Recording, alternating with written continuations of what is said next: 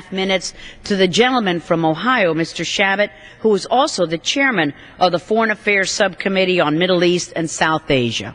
Gentleman from Ohio is recognized for 2.5 minutes. I thank the distinguished chair for yielding.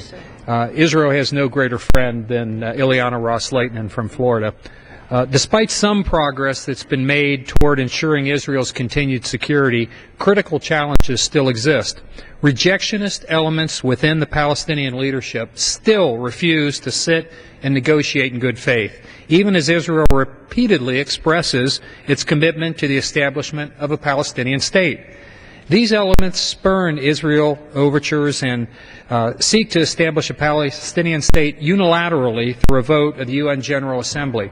Although a short-term security may be achievable unilaterally, peace is not. Palestinian rejectionism, whether by Hamas or Fatah, must be abandoned.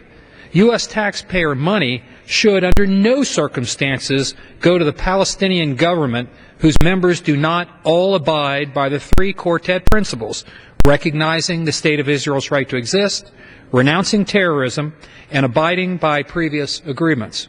And just as the U.S. should not support a Palestinian government whose very composition is anathema to peace, so too should it not support an institution that offers an easy alternative to genuine peace through negotiations.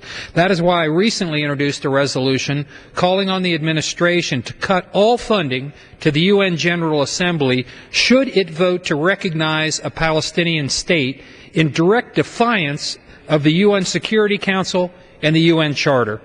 True Israeli-Palestinian peace will only be made between two peoples, Israelis and Palestinians, and not the 191 other members of the General Assembly.